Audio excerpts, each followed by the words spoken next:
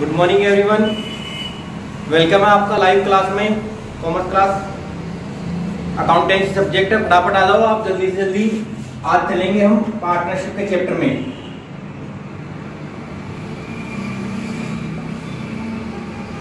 Partnership के बारे में पढ़ेंगे तो ध्यान से आए, जल्दी जल्दी ज्वाइन करें क्लास अपनी। पार्टनरशिप यानी जो हमारी एनसीईआरटी है बुक है 12th क्लास की, उसका सेकंड चैप्टर ध्यान से देखना। Second chapter introduction of partnership, साझेदारी का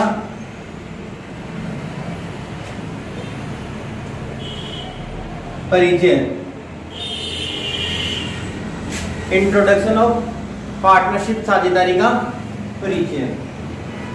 अब ध्यान देना, पार्टनरशिप के यहाँ 4 चैप्टर आपको पढ़ने को मिलेंगे कि पार्टनरशिप के कौन कौन से 4 चैप्टर है। ध्यान से देखने की कोशिश करना। फर्स्ट चैप्टर हमारा आ रहा है यहाँ पे, बुक का तो सेकंड चैप्टर है बट पार्टनरशिप का फर्स्ट चैप्टर है हमारे पास यहाँ पे, इंट्रोडक्शन ऑफ पार्टनरशिप। तो ध्यान देना, यहाँ पे पार्टनरशिप के बारे में थोड़ा सा एक्सप्लेन करते हैं अपन। पार्टनरशिप क्या है, पार्टनरशिप की नीड क्यों हुई, पार्टनरशिप का जो फॉर्मेट है, फॉर्मेट कहाँ से उठा, पार्टनरशिप की क्यों में आवश्यकता बनी, उसके बारे में हम यहाँ पे आज एक्सप्लेन करेंगे। तो ध्यान देना, पार्टनरशिप, साझेदारी। तो सबसे पहले हम इसकी बात करते हैं एक्ट की, कि पार्टनरशिप का कौन सा एक्ट है। सबसे पहले हम पार्टनरशिप के एक्ट की बात करते हैं कि पार्टनरशिप का एक्ट कौन सा है। ध्यान देना, पार्टनरशिप का एक्ट आएगा आपके 1932। पार्टनरशिप का एक्ट कौन सा आ गया? 1932, Indian partnership act. Indian partnership act 1932। ये एक्ट चल रहा है हमारे पास, इंडियन पार्टनरशिप एक्ट 1932। ध्यान देना, 1 मार्क्स का पूछ लेता है कि पार्टनरशिप जो है उसका एक्ट कौन सा है, 1932। अब बात करते हैं हम, पार्टनरशिप का एक्ट आ गया। अब पार्टनरशिप के एक्ट में पार्टनरशिप क्या है उसके बारे में समझते हैं। ध्यान देना, 2 or more person joint set up a business, यानी कहने का मतलब ये है कि जब 2 या 2 से अधिक पर्सन मेंबर व्यक्ति मिलकर कोई बिजनेस स्टार्ट करते हैं उसे क्या बोला जाएगा, यहाँ पे पार्टनरशिप बोला जाएगा। बट ध्यान देना, डेफिनेशन इतनी नहीं है यहाँ पे। बिजनेस कौन सा होना चाहिए? लीगल बिजनेस होना चाहिए। ध्यान देना, बिजनेस होगा लीगल तो बिजनेस होगा, और उस बिजनेस से जितने भी प्रॉफिट और जो भी लॉस है या जो जितना प्रॉफिट अर्न किया जाएगा उस प्रॉफिट को पार्टनर्स में क्या किया जाएगा, सभी पार्टनर्स में डिवाइड कर दिया जाएगा। तो उसको बोला जाएगा पार्टनरशिप। क्लियर? पार्टनरशिप एक्ट कौन सा हो गया? 1932, और ये पार्टनरशिप है। अब ध्यान देना, इसकी एक्चुअल में डेफिनेशन क्या है। ध्यान देना, according to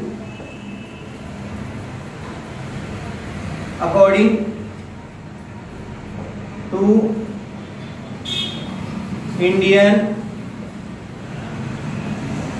partnership act 1932 section, 1 number का तो पूरा नंबर बन रहा था, उसमें हमारे पास सेक्शन पूछेगा और सेक्शन आएगा हमारे पास 4। यहाँ से आपको अगर इसकी डेफिनेशन पूछता है तो पूरा राइट करना पड़ेगा। यहाँ से Indian partnership act 1932। That's clear? अब बात आती है कि इंडियन पार्टनरशिप एक्ट 1932 का सेक्शन कौन सा है। यहाँ पे सेक्शन हमारे पास 4 सेक्शन है। अब ध्यान देना, इसकी हम पार्टनरशिप की डेफिनेशन लिखा देते हैं आपको। ध्यान देना, partnership is the relation, partnership is the relation between, ध्यान देना, पार्टनरशिप एक रिलेशन है बिटवीन पर्सन, बताया था ना, व्यक्तियों के बीच में, who have agreed to carry on business, जो बिजनेस को कैरी करेंगे, who have agreed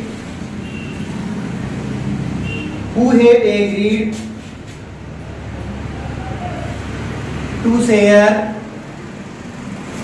profit of a business, profit of a business carried on by all, carried on by all or any of them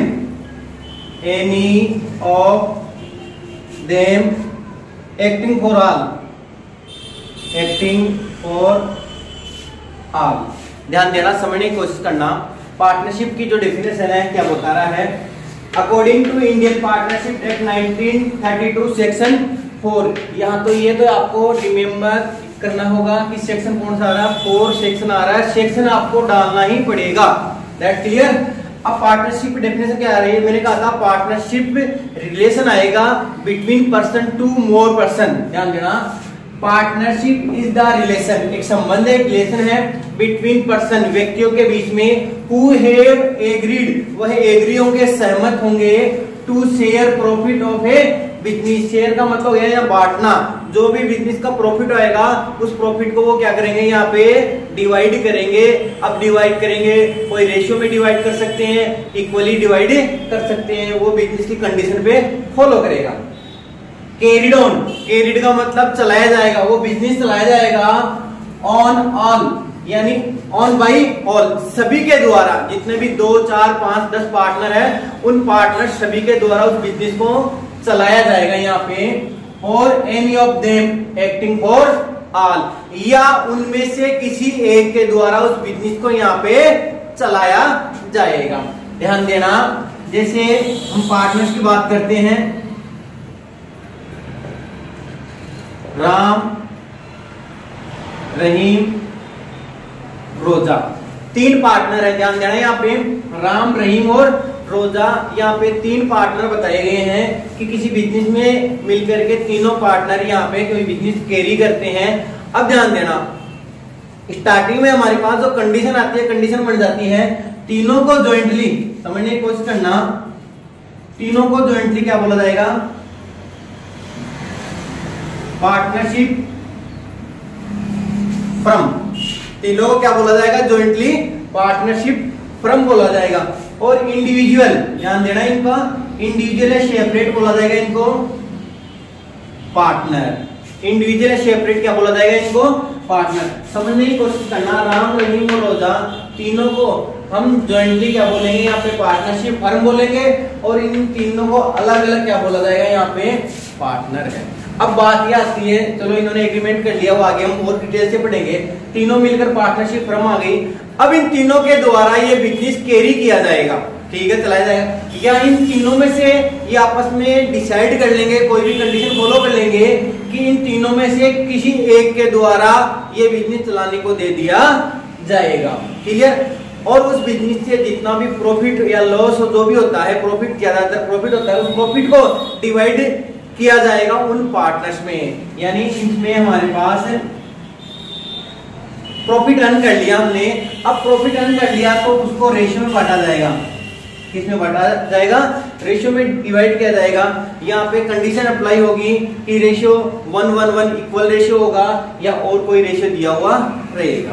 that's clear, ध्यान देना, समझने की कोशिश करना, उतारते जाओ, और कोई डाउट है तो मैं आपको क्लियर करते जाऊंगा, ठीक है। वापस देखना, पार्टनरशिप की जो डेफिनेशन है, पार्टनरशिप सेक्शन आएगा, एक्ट आएगा 1932, सेक्शन है 4, जब 2 more person separate joint business, और जो प्रॉफिट आएगा उसको हम वो डिवाइड करेंगे रेशियो में, और जो बिजनेस होगा कैरिड ऑल देम या एक्टिंग फॉर ऑल, उनमें से किसी एक के द्वारा उसको कैरिड किया जाएगा, ठीक है। राइट करते जाओ इसको साथ के साथ, और इसके लिए मैं पीडीएफ भी आपको सेंड कर दूंगा। अब बात करते हैं इसके फीचर्स की, इसकी एडवांटेज की, इसमें क्या क्या एडवांटेज हैं, देखना, समझते जाना।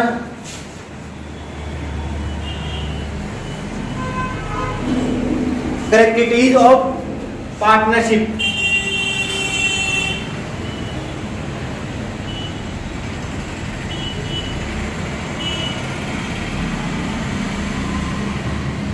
कैरेक्टरिस्टिक्स ऑफ पार्टनरशिप, साझेदारी की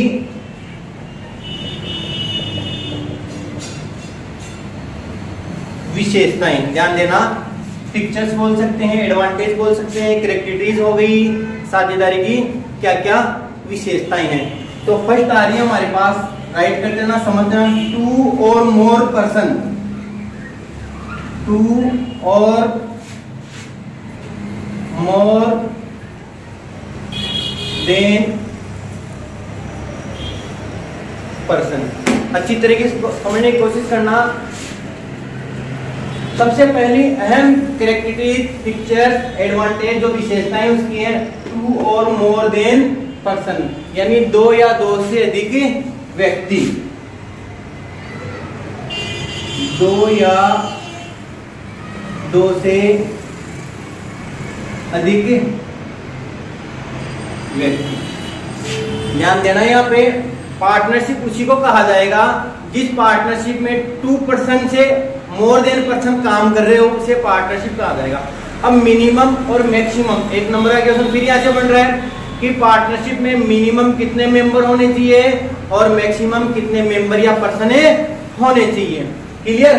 ध्यान देना, मिनिमम तो हमारे सामने आ गया 2, यानी 2 या 2% आ गया। अगर किसी पार्टनरशिप में कोई एक ही आदमी काम करेगा, किसी फर्म में कोई एक ही पर्सन काम करता है, वो सोल प्रोप्राइटर हो जाएगा, एकल स्वामित्व हो जाएगा, एकल व्यापार कहलाएगा। बट किसी फर्म में अगर 2 से ज्यादा, 2 से मोर पर्सन अगर किसी बिजनेस में एक्टिंग कर रहे हैं, काम कर रहे हैं, उस बिजनेस को कैरी कर रहे हैं, तो वो क्या कहलाएगा, यहाँ पे पार्टनरशिप फर्म में कन्वर्ट कर दिया जाएगा। अब ध्यान देना, मिनिमम मेंबर और मैक्सिमम, एक नंबर का क्वेश्चन यहां बन रहा है कि पार्टनरशिप में मिनिमम मेंबर कितने होंगे और मैक्सिमम मेंबर कितने होंगे।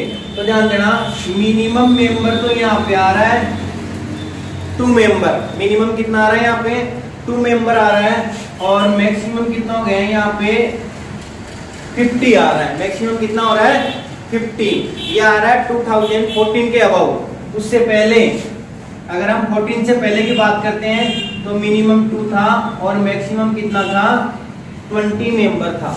बट यहाँ पे 20 की जो लिमिटेशन है बढ़ा करके कर दी है, यहाँ पे 50% की कर दी गई है, 50 मेंबर्स की कर दी गई है। तो आपको सिर्फ इतना ही करना है कि मिनिमम मेंबर 2 और मैक्सिमम मेंबर कितने 50 मेंबर्स हैं। अब बात करते हैं 50 कहाँ जो मेंबर है कहाँ काम करेंगे, या 50 मेंबर्स के लिए क्या अप्लाई है। ध्यान देना, 2 चीज हमारे पास, एक तो banking business,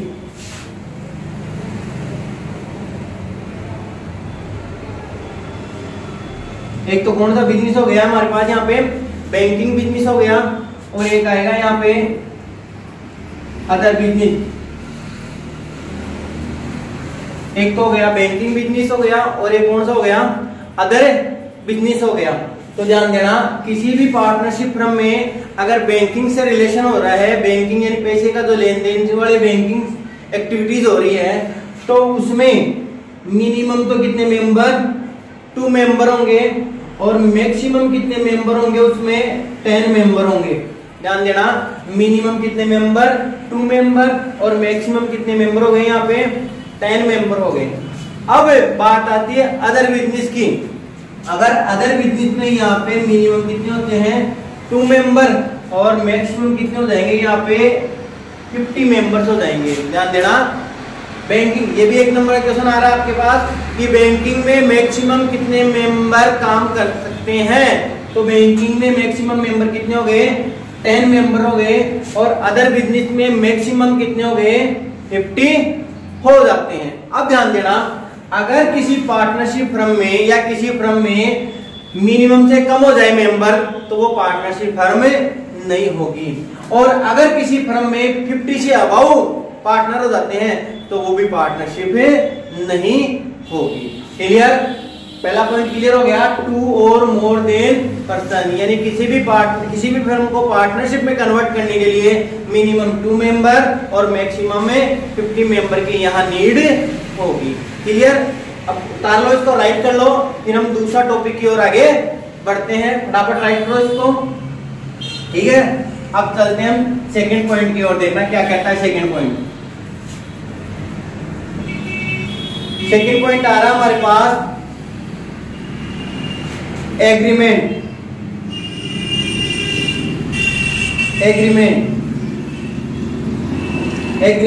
among partner.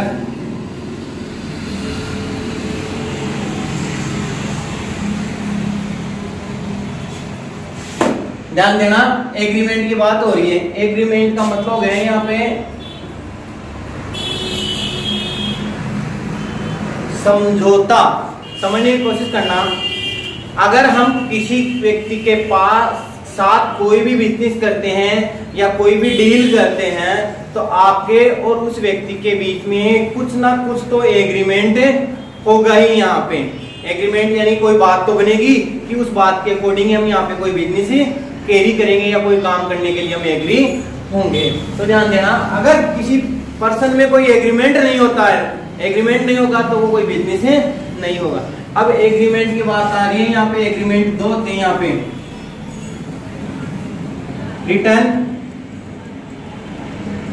Agreement और ओरल एग्रीमेंट, यानी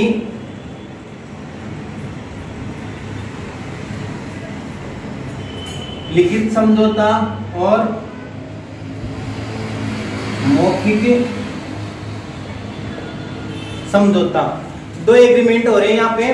एक होता है रिटर्न एग्रीमेंट और एक होता है ओरल एग्रीमेंट। क्लियर? 2 समझौते हो गए, 2 एग्रीमेंट हो गए। अब ध्यान देना, कौन सा दोनों एग्रीमेंट बेस्ट हैं, लेकिन कोई एक एग्रीमेंट यहाँ पे बेस्ट होगा।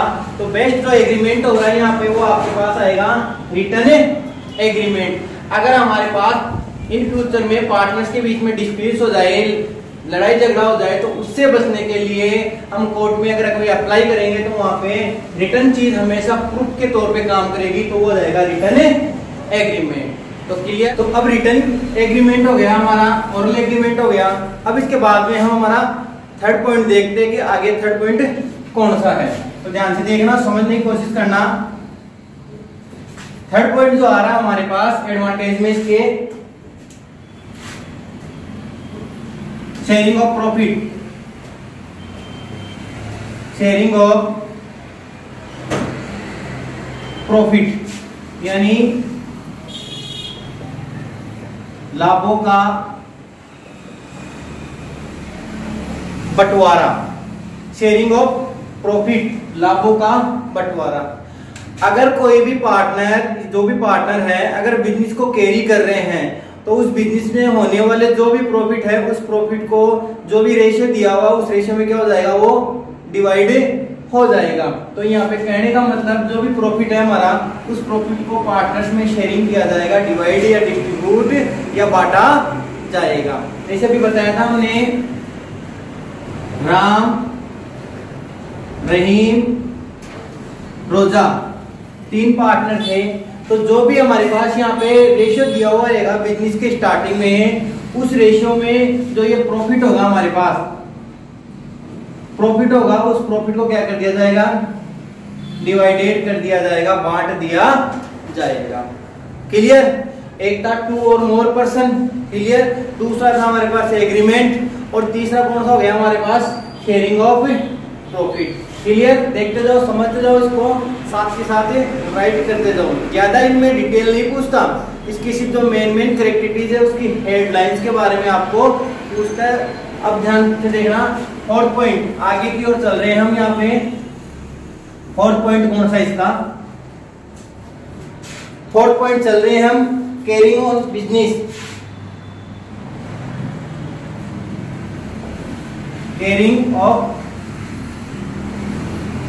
बिजनेस मतलब व्यवसाय का संचालन या व्यवसाय का होना, व्यवसाय का संचालन या व्यवसाय का होना, कैरिंग ऑफ बिजनेस। अगर कोई भी बिजनेस है, ध्यान देना, वो लीगल बिजनेस होना चाहिए। कौन सा बिजनेस होना चाहिए? लीगल बिजनेस होना चाहिए। और एग्जांपल में आपको बता देता हूं, अभी बात आई थी राम, रहीम और रोजा, इन तीनों ने मिलकर एक प्लांट परचेज किया। इन तीनों ने मिलकर क्या किया? एक प्लांट को परचेज किया। प्लांट को परचेज किया और वो किस लिए परचेज किया? रहने के लिए परचेज किया। ध्यान देना, अपना मकान बनाएंगे, इसमें बिल्डिंग बनाएंगे, बिल्डिंग बना के अगर ये रहते हैं तो ये बिजनेस कैरी ऑन बिजनेस नहीं माना जाएगा। ध्यान देना, कैरी ऑन बिजनेस नहीं माना जाएगा। इसमें कोई बिजनेस नहीं हो रहा, इसमें किसी गुड्स का सेल और परचेज नहीं हो रहा। जो भी बिजनेस होगा उसमें जो गुड्स है उस गुड्स का सेल और परचेज यानी क्रय और विक्रय इंक्लूड किया जाएगा। ध्यान से देखते जाए और समझते जाए। अगर कोई भी बिजनेस है, कोई भी बिजनेस है, उस बिजनेस में किसी भी गुड्स का सेल और परचेज होना जरूरी हो जाएगा। वहां पे अगर बिजनेस में सेल और परचेज नहीं होगा तो वहां पे वो बिजनेस नहीं माना जाएगा। आपको बता रहा हूं यहाँ पे राम, रहीम और रोजा, राम, रहीम और रोजा ने किसी प्लांट को परचेज किया, किसी बिल्डिंग को परचेज किया और उस बिल्डिंग पे वो रहते हैं तो वो बिजनेस नहीं होगा। हाँ, राम, रहीम और रोजा इस प्लांट को, इस बिल्डिंग को परचेज करते हैं फॉर रीसेल, वापस बेचने के लिए। राम, रहीम और रोजा तीनों मिलकर कोई प्लांट, कोई बिल्डिंग को परचेज करते हैं, किसके लिए? रीसेल के लिए परचेज करते हैं। तो ये क्या हो जाएगा? एक बिजनेस हो जाएगा। क्लियर? बिजनेस में किसी गुड्स का सेल और परचेज का होना बहुत ही नीड है, बहुत ही जरूरी है। That's clear. और पॉइंट यहाँ पे आपको हमने क्लियर कर दिया गया है। अब बात आती है 5th पॉइंट की ओर। आपको इसकी पीडीएफ सेंड कर दी जाएगी, देखते जाएं और समझते जाएं। 5th पॉइंट देखना। 5th पॉइंट क्या कह रहा है? बिजनेस को कैरी किया जाएगा। Business carried, business carried on by all or any of them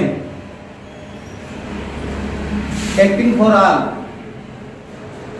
acting for all. देखना, इस पॉइंट को समझना। बिजनेस को क्या किया जा रहा है? यहाँ पे कैरिड किया जा रहा है, बिजनेस का संचालन किया जा रहा है। व्यवसाय का संचालन सभी साझेदारों के द्वारा या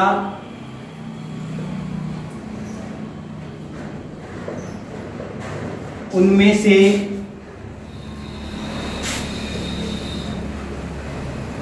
किसी एक साझेदार के द्वारा। पॉइंट को समझने की कोशिश करना, ज्यादा डिटेल डिस्क्राइब करने की जरूरत नहीं है। बिजनेस को कैरी किया जाएगा ऑन बाई ऑल, यानी जितने भी अभी 3 पार्टनर बताए थे मैंने, राम, रहीम और रोजा, 3 पार्टनर थे, तो उन तीनों के द्वारा उस बिजनेस को कैरी किया जाएगा, चलाया जाएगा। या और any of them acting for all, या उन तीनों में से किसी एक पर्सन को वहां पे क्या कर दिया जाएगा? अपॉइंट कर दिया जाएगा। तीनों में से किसी एक पर्सन को अपॉइंट कर दिया जाएगा और वही पर्सन उस बिजनेस को क्या करेगा? कैरी करेगा। तो यहाँ पे समझ लेना, एक्सप्लेन है आपके पास, अच्छी तरीके समझने की टॉपिक है। बिजनेस कैरी ऑन ऑल या ऑफ देम वन, बिजनेस सभी के द्वारा कैरी किया जाएगा या उनमें से किसी एक के द्वारा कैरी किया जाएगा। क्लियर? आगे पॉइंट पढ़ते हैं हम। यहाँ पे 6th पॉइंट है हमारा रेस्पॉन्सिबिलिटी। देखो किस किस पार्टनर की बनेगी यहाँ पे रेस्पॉन्सिबिलिटी। 6th पॉइंट है रेस्पॉन्सिबिलिटी ऑफ पार्टनर। यानी साझेदारों का दायित्व है।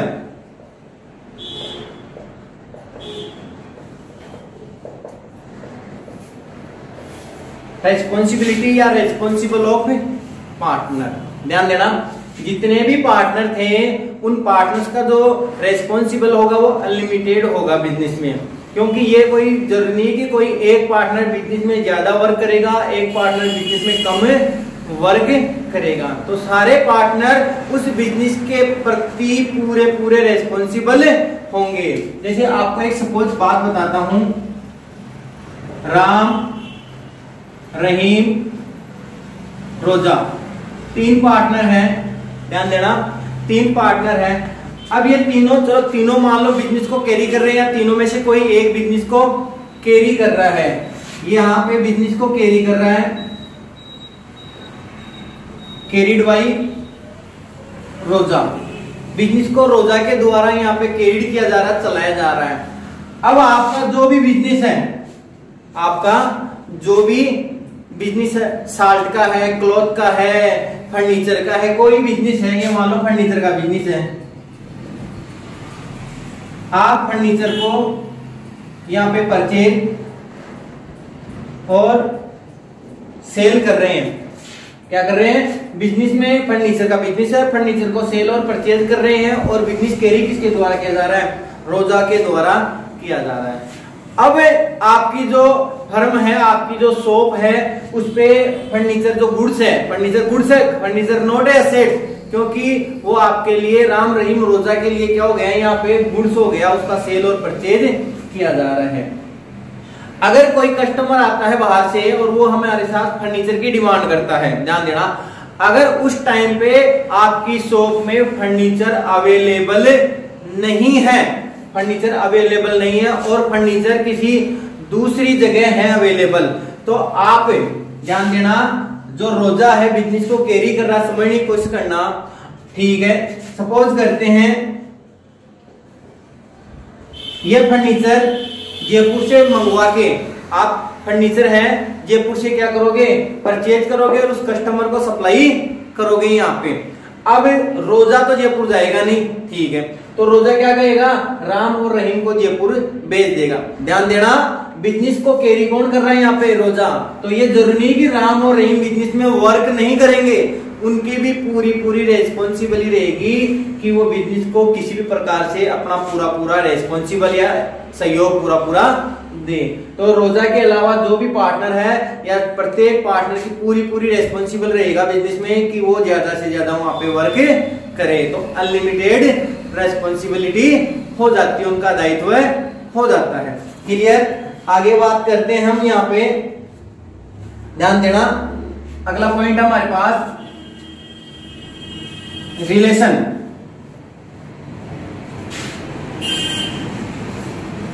रिलेशन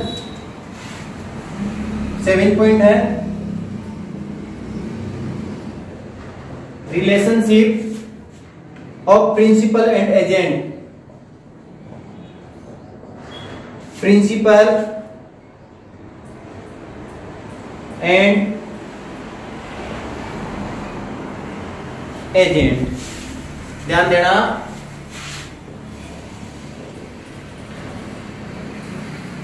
पार्टनरशिप और पार्टनर। ध्यान देना, पार्टनरशिप और पार्टनर में जो रिलेशन होगा, क्या का रिलेशन होगा? एक प्रिंसिपल का, जो एक मूल व्यक्ति होगा उसका, और एक एजेंट का काम होगा। तो यहाँ पे जो पार्टनर है